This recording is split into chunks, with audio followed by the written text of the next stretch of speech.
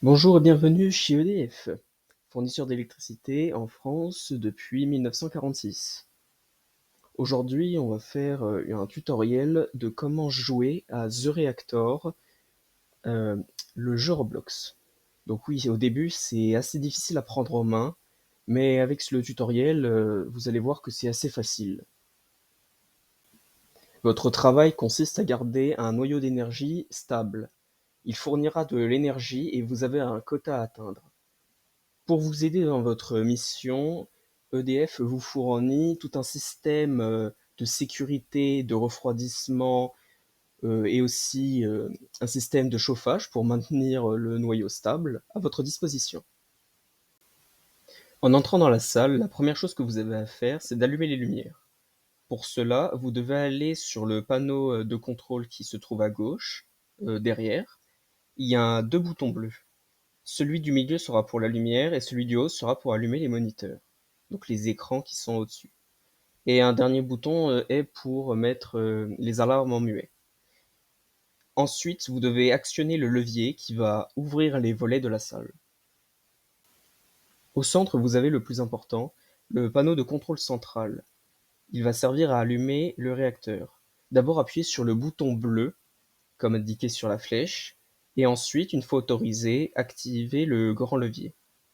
Vous avez aussi accès à plusieurs autres levées et un bouton qui sont en fait des procédures d'urgence qui vont permettre de réduire la température et la pression du noyau. Ce levier permet d'augmenter le taux d'extraction d'électricité du noyau.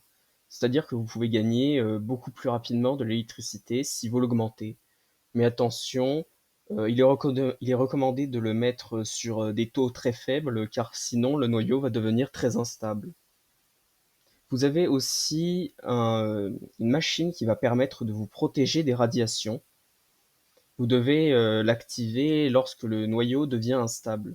Mais attention à ne pas l'activer trop longtemps car sinon elle risque d'exploser. Aussi les contrôles pour le liquide de refroidissement.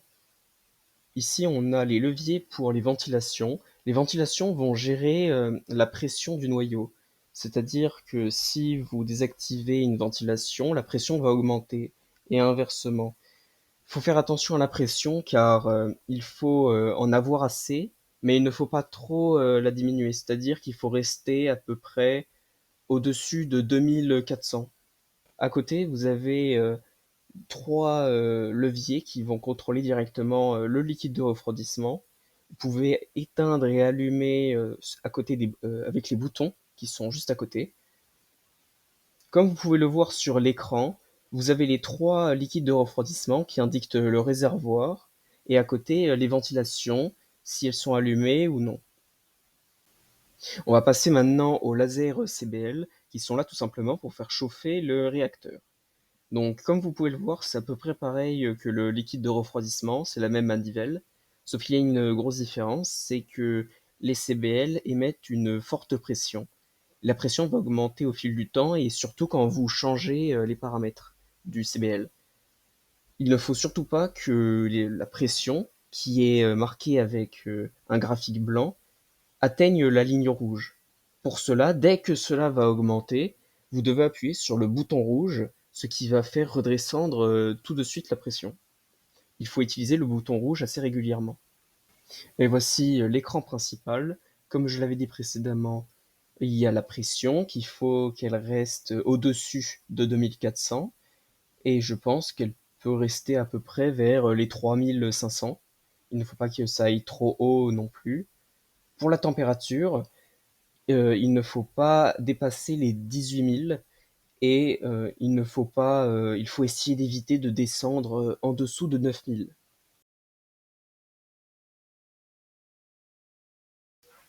Maintenant, nous allons passer à la maintenance du liquide de refroidissement, car oui, il peut se casser. Tout d'abord, retournez à l'ascenseur, le point de départ, et réenclencher le levier. Ensuite, une fois descendu, allez à droite pour chercher une sorte de pistolet qui est en fait un outil de réparation qu'on utilisera plus tard.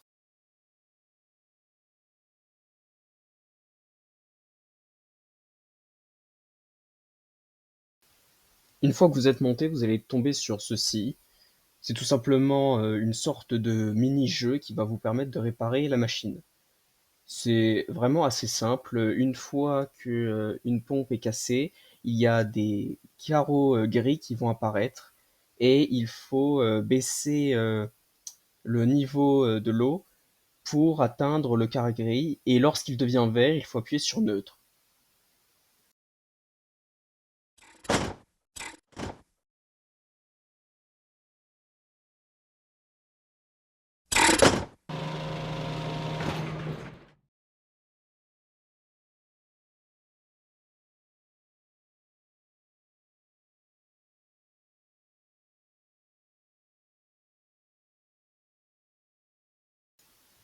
Merci d'être resté jusqu'au bout et je vous souhaite bonne chance.